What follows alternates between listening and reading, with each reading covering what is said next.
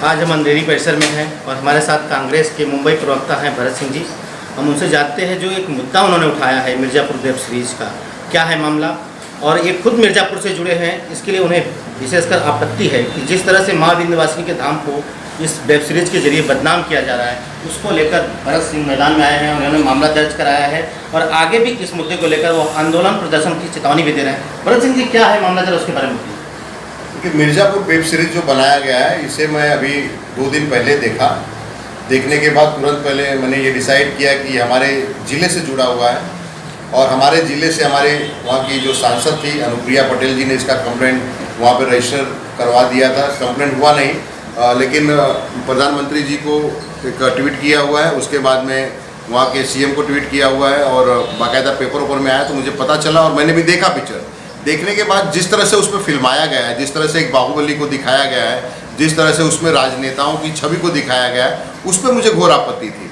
घोर आपत्ति इसलिए थी कि मिर्ज़ापुर एक जो है विशेष रूप से माँ विंध्यवासिनी का एक धाम है और माँ विंध्यवासिनी का अपना मिर्ज़ापुर पूरे उत्तर प्रदेश में एक स्थान है कि लोग जाते हैं। जैसे यहाँ पे पंढरपुर है, सोलापुर में जो है तुलजा भवानी जी है, वैसे मिर्ज़ापुर में माँ विंध्यवासिनी के धाम को माना जाता है और वहाँ पे लोग हजारों लाखों की संख्या में दर्शन के लिए रोज आते हैं। और ऐसे ज़िले का चित्रण इस तरह से किया गया है मिर्ज़ापुर का कि जैसे वहाँ पे सब कुछ एकदम खराब होता है, निष्क्रिय दिखाया गया है, बाहुबलियों को दिखाया गया है और पूरा सेक्स जैसे परोसा गया है उस तरह से परोसा गया है। एक सीएम जैसे लेवल को उसमें जिस तरह से बात करते हुए दिखाया गया है, मतलब इस देश के पूरे राजनेताओं के बारे में हो गया और वो बच रहे हैं काल्पनिक बता के, वो बच रहे हैं कि सेंसर बोर्ड के अधीन नहीं आता है। आप इस तरह से नहीं कर सकते। आप इस भारत देश में रहते हैं, यहाँ पे एक संस्कृति का एक देन है और यहाँ एक अपनी छवि है भारतवर्ष की और उसमें आप भी आते हैं। उसमें जितने हीरो हीरोइन काम करने वाले हैं, पंकज त्रिपाठी जैसे जो है एक्टर काम करने वाले हैं, उनसे इस तरह से मुझे अपेक्षा नहीं थी कि ऐसे पिक्चरों में वो काम करेंगे, बेहुदा पिक्चरों में।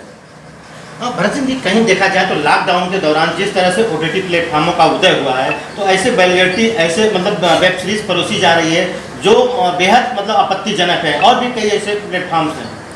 हाँ, मैंने भी सुना इस पे 2-4 ऐसे प्लेटफॉर्म अभी जो चल रहे हैं इस समय, उसको तत्काल HRD मिनिस्टर प्रकाश जावड़ेकर जी को इसमें हस्तक्षेप करना चाहिए, इसमें देश के प्रधानमंत्री जी को हस्तक्षेप करना चाहिए और हर राज्य के सीएम तो इस पे जिसको पता चल रहा है वो ऑब्जेक्शन ले रहा है तो तुरंत ऐसे वेब सीरीज को पहले तो बंद कर दिया जाना चाहिए। जब आप समझ रहे हैं कि इस देश में इंटरनेट को आप केंद्र की सरकार 1-1 महीने तक बंद कर सकती है और जब केंद्र की सरकार PUBG जैसे गेम को बैन कर सकती है, हटा सकती है, तो क्या इस OTT प्लेटफॉर्म पे जो सेक्स परोसा जा रहा है उसको हटा नहीं सकती है?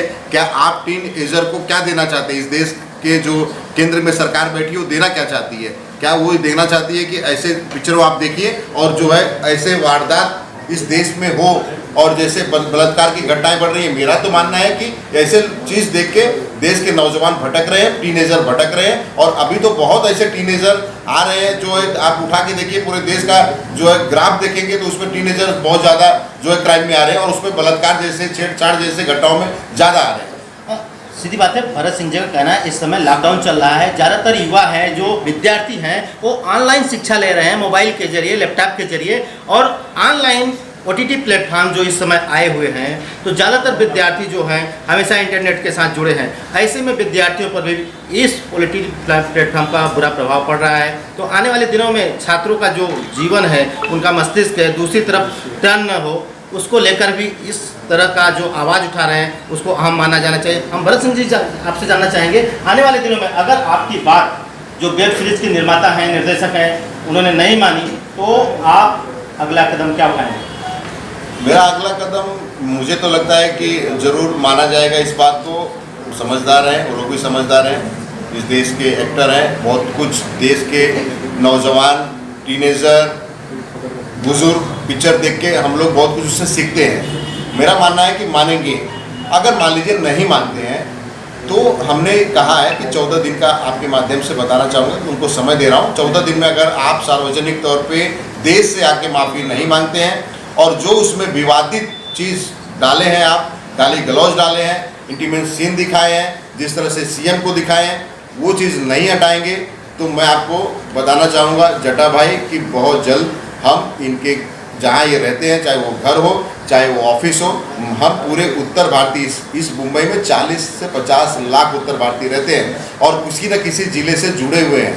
हम आह्वान करेंगे कि आइए हम सभी मिलके इनके यहाँ धरना प्रदर्शन करेंगे और मेरे मुंबई कांग्रेस पूरी तरह से इस पर तैयार है। अगर ये नहीं मानेंगे तो हमारे मुंबई अध्यक्ष ने हम आश्वासन दिया है कि हम लोग बहुत जल्द फिर अगर ये नहीं माने तो इनके खिलाफ धरना प्रदर्शन होगा और मिर्ज़ापुर स्टाइल में होगा। जी देखा जाए कहीं ना कहीं बॉलीवुड खुद को पिछले दिनों जिस तरह से ड्रग्स कनेक्शन सामने आने पर बौखलाया हुआ था, वो स्वयं को बदनाम करने की बात कह रहा था और इस तरह के जो मुद्दे होते हैं बॉलीवुड अपने ढंग से उठाकर कहीं न कहीं समाज को बदनाम करता है। तो समाज जब आवाज़ उठाता है तो उसकी बातें भी बॉलीवुड के लोगों को माननी चाहिए। Jatashankar Singh, metro India news, Mumbai.